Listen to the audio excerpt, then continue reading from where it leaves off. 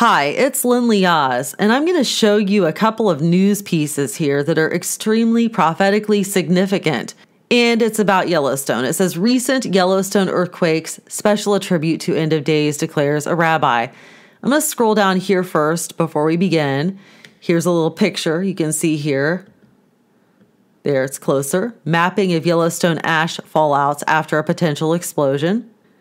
Now, you might not be aware, but experts estimate, as it says right here on the screen, that a Yellowstone eruption today would kill 87,000 people immediately, covering the entire U.S. and southern Canada with a layer of ash, and perhaps even affect the climate around the world. Many experts believe that Yellowstone is predicted in the Bible, and my friends, these things are definitely things that we need to keep our eyes open to and be prayerful about because we know we are in the end times. Many destructions are prophesied throughout the Bible during the end times. So let's keep our eyes open and be prayerful about it. Now, before we really dig in and get started, let me take you to a few articles about Yellowstone that was just published last year. Then we're going to come back to this one. Here is an article that says, this year's top 5 natural biblical phenomenon. Number 2 will scare you. This is written July the 28th of 2016. And it lists life discovered on the shores of the Dead Sea is prophesied in Ezekiel 47:9. And number 2, end of days Yellowstone volcano prophesied in Zechariah. So let's take a look at that article. Here it is from June the 22nd of 2016. Experts are concerned that recent signs of increased seismic activity in Yellowstone National Park could be the prelude to a massive eruption that, even by conservative estimates, would have global implications, including nationwide food shortages.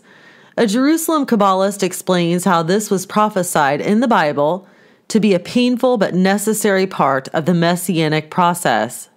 One of Yellowstone Park's more impressive sights, a 40-mile-wide caldera crater, is a grim reminder of the potential for massive destruction that lies beneath the scenic beauty in the heartland of America. Supervolcanoes are so explosive that rather than leave a normal volcanic cone, they create a massive hole. Yellowstone is a 3,500 square mile crater created 630,000 years ago when 240 cubic miles of debris were blasted into the air, fueled by a pressurized reservoir of magma under the park. Signs of seismic unrest are beginning to appear. 1 month ago, the nearby Shoshone River suddenly started boiling. The water changed color and began to emit a sulfuric odor, a sure sign of seismic activity that has not been seen in the river for over 200 years. This was followed by increased volcanic rumblings, and though small tremors are common, Yellowstone was struck by a series of relatively large tremors.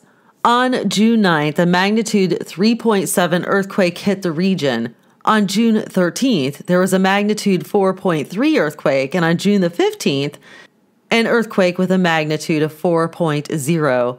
Though most people associate seismic calamity with California and the Pacific Crescent of Fire, Yellowstone sits on what scientists consider the single most dangerous volcanic site in the world.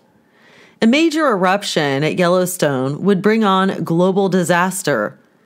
The chance of such an eruption happening at one of the major volcanoes within 80 years is put at 5 to 10% by the experts, and Yellowstone could very well be it.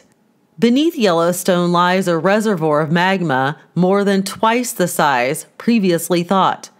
A U.S. Geological Survey study in 2014 discovered that the lava reservoir is enormous, 55 miles by 20 miles on each side and about 6 miles deep.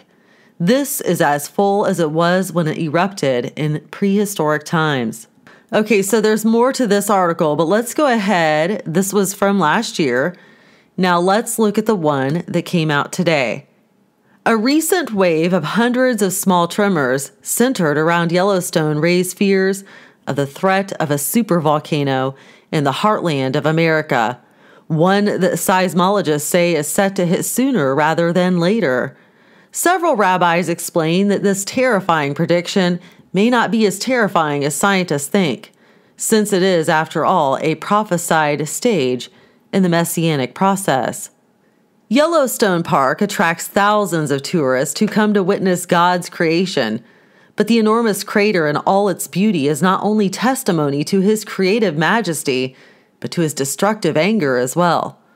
Unlike the Grand Canyon, the product of 17 million years of patient aquatic erosion, the centerpiece of Yellowstone Park is a 40-mile-wide caldera crater, the result of a sudden cataclysmic geologic explosion 630,000 years ago, which we just mentioned in the previous article.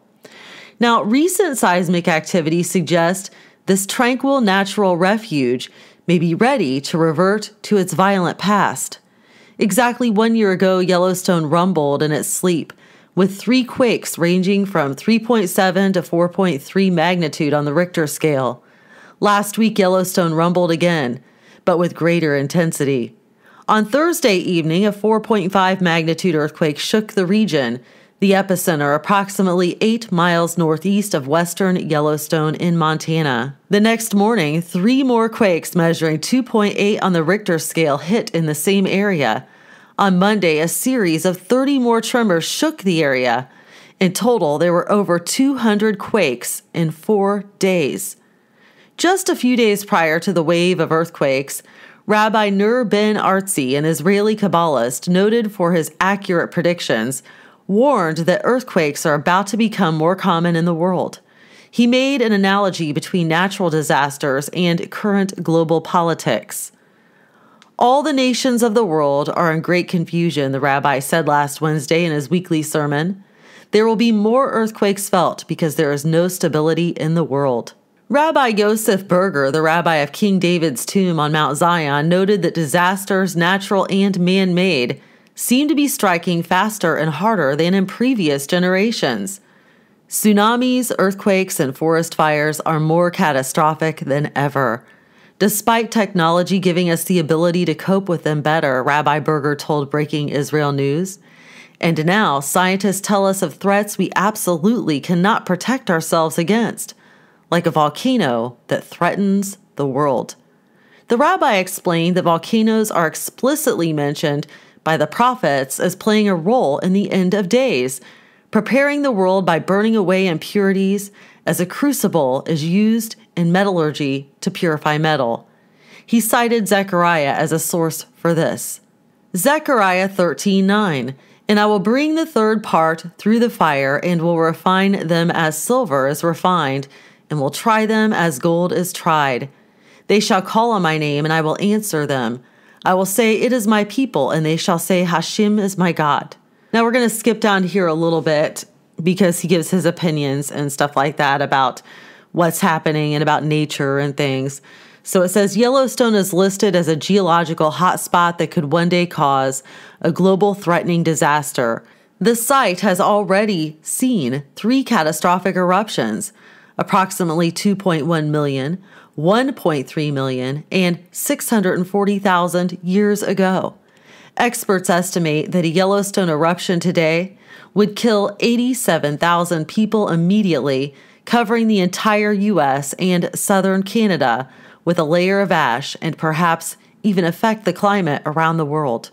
Internationally renowned physicist Michio Kaku described the situation at Yellowstone as a sleeping Godzilla that if it erupts at its maximum eruption, it could literally tear the guts out of the United States of America, reducing the country to a total of 30 states with a gaping hole where much of the Midwest used to be.